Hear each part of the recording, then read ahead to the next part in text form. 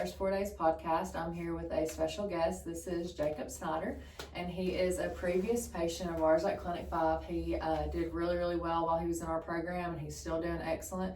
And so he was just going to come on today and tell us some of his testimony. And so I'll start by letting him introduce himself and let y'all know how long he's been clean. So go ahead. So my name's Jacob Snider. I've been clean 15 months now. I spent my first year of treatment here at the clinic, and it was very successful. So give them a little backstory on, like, you're not from here, and so your dad met Trent through jobs, is that right? Right. So we've done business with Trent Thrasher Construction for 18 years. I'm originally from West Virginia, and through addiction, went through some mishaps, and came here for treatment and just for rehab and a restart with life. Okay, and so what he did while he was here was the Vivitrol injection, which is a once monthly injection that works for alcohol and opiates. So you just come and get that shot once a month, and it's like a straight blocker. It's non-narcotic, not habit forming, and it keeps you from having cravings and wanting to use. And then if you were to try to use while you're on that injection, it will completely block out those effects. So you did the shot for A year. Exactly a year. Yep. So 12 months, and we're 4 months past that, or 5 Yep. months past that. Yep. And, or no, Lord, I can't do math. No, 3 months 3 past months, that, yeah. okay. And he's still clean, still doing great. So, what was life like for you before you started your recovery journey? I feel like my life was like most addicts, just a downward spiral, just kind of giving up on just caring about anything meaningful with life, and I just gave up. How long were you in active addiction? 17 years. That's a long Yeah. time. Yeah, so my addiction started in high school, and I fed the monster, progressively Snowball. over, just snowball effect, and but no, just very thankful for the clinic, Jenny, Trent, for the help and resetting my life. Yeah. Can you remember, like, what life was like that you decided that was the turning point? Like, okay, this has gotten that bad and I need to fix it. So, through the roller coaster of addiction, I had a lot of lows, but my lowest point was after I got shot. I was laying there in the hospital thinking, is all of this really that worth it to, that somebody's going to come and shoot you over, And the fact that you're still alive to have those thoughts and right, tell yeah, about so it. very, very thankful to be alive. A lot of people that battle with addiction, with opiates and stuff, go through overdoses and stuff, and sometimes, that's an eye-opener for them, but, when somebody else causes the damage to you rather than you doing it to yourself, it's like, wow, I got people out here wanting to hurt me, over my choices. So, Right. That's yeah. crazy. Yeah, it was a wild ride for sure. How long ago was that you got shot? December 18th of 23. Okay, so not that long ago. No, it was, looking back, it was just like it was yesterday. I can just replay it all. Yeah. It was pretty wild. That's crazy.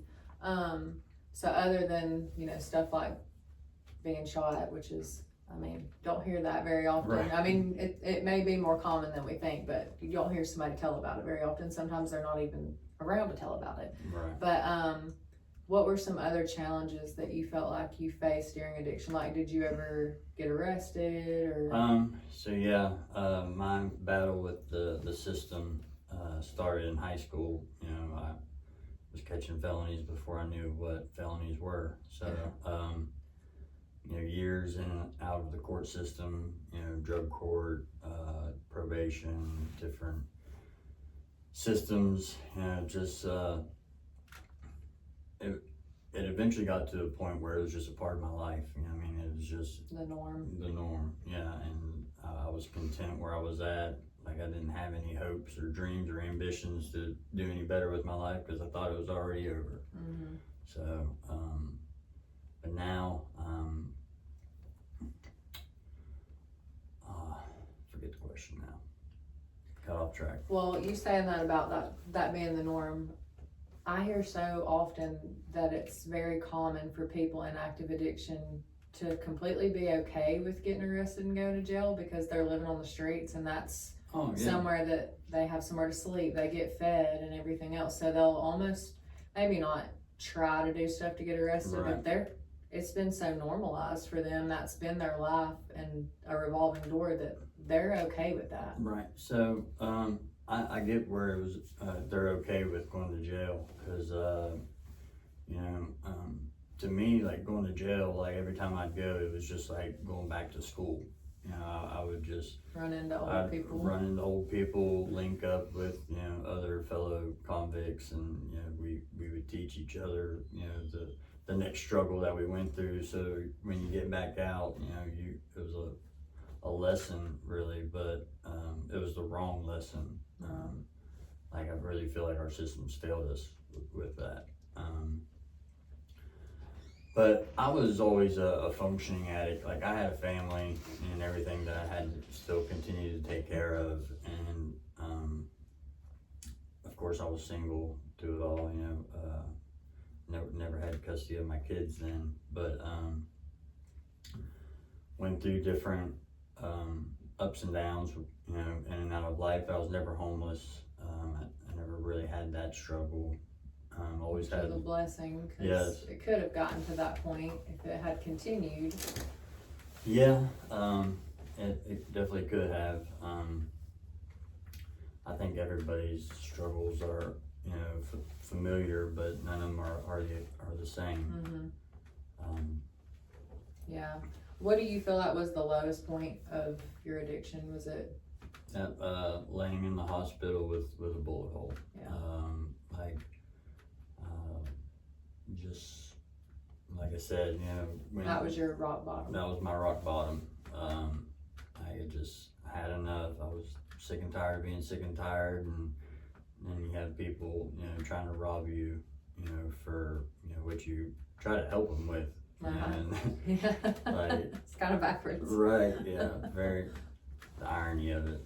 So, that was definitely my lowest point.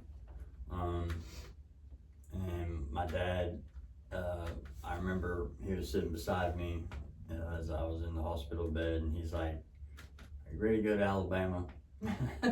I said, "Yeah, I think it's time. I think it's finally time." So then a couple days later, after I got out of the hospital, I remember talking with Jenny on the phone, and she was explaining the rehab that I went to, and the clinic and the process that we'd have to go through. And at first, I wanted to help myself, but you always have that fight that, like, oh no, you can do it yourself. But it's probably scary to go to a completely new place and be confined to a facility for a little while. Yeah, I had to do a 4-month treatment plan with the CED, and it was different. I was used to jail and that, but rehab was worth it. And working the 12 steps really helped me get my priorities back straight. Yeah. And it got my spiritual life right and got me on track. So I'm very thankful for it.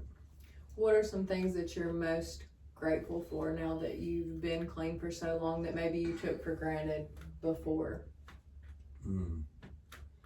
Things that probably just the everyday lifestyle connections, because like in the real world, you build a social network, and life with people, but on the other side of the tracks and like the dope game, that you don't build friendships, you know, they're just, you know, either people are a tool or they're just your money flow. And Yeah, I can't tell you how many times I've had a patient that's their dealer, like they're talking about their dealer and they're Yeah. like, oh, they would never sell me, you know, something lace or something bad because they're my friend. And I'm like, no, your dealer's not your friend. that's it. I Yeah. mean, No, it may have been a friend before and then they became your dealer, but once they are your dealer, I'm like, that's not your friend. Yeah, I try to explain that, like, not saying that underneath the problem that they also have, the dealer themselves, that they may not be a good person. I mean, there's lots of people that have been in addiction that have also sold or traded or whatever, but I'm like, that's not your friend. no. So I've played both parts, you know, and had to learn a lot of different life lessons. But no, that almighty dollar takes over, and friendships just don't matter. I mean, that's your livelihood. That's how, you know, that's how you survive. Yeah. Yeah. So that's Yeah. yeah, they're definitely not your friends. What's some advice that you would give somebody that's thinking about, like, they know that they need the help and they're considering starting recovery, but they're just scared, or they, Yeah. you know, haven't made it to that point of just letting go? Right. So don't be prideful. Don't be afraid to reach out for help.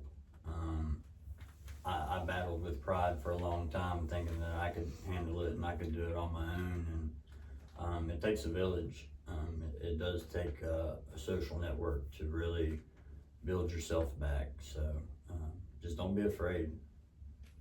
Yeah, and like, that's one of the things that I always stress about Clinic 5. I've said it a million times, I'll say it again.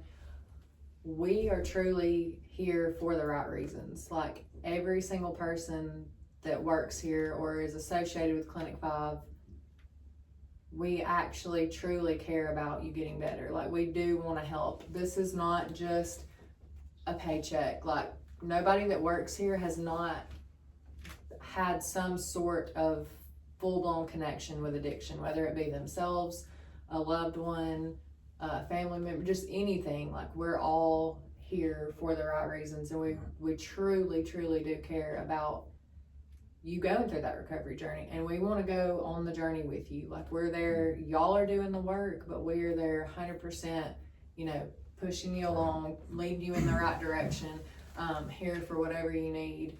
And I know we've had some new people come in, and other people that worked here have left and are doing other things, but I know I've been with you the entire time. I've seen I can you. be a witness to the fact of them being caring and wanting to be there for your needs. So Yeah, and Trent and Jenny, like, they're blessings. their hearts have been completely poured into this, and they're always looking for new things that are going on or to be a part of something, and they're the best people for the job, Trying for to reach sure. out and help. Yes. Yeah. When other people are just turning the cold shoulder to it and just trying to ignore it, you know, they're out there trying to be beneficial to the people that are in real need. Right, So. for sure.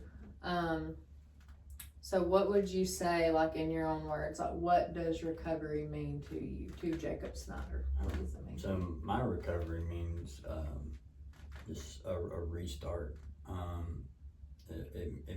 It's my life.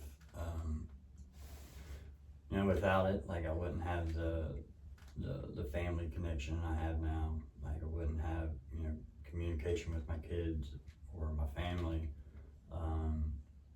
You know, my recovery has been a complete just new playground, new playmates, and just very thankful for it. And tell them about your job. Oh, You work for Trent Thrasher Construction. Yes. And not only did you just start off working for him, now you do what? So now I run our site crew. So we do a lot of work. And you have your own crew, and you Right. So run things. what I do is like the first part of our job with all of our site work, the dirt work. like I do the dirty work.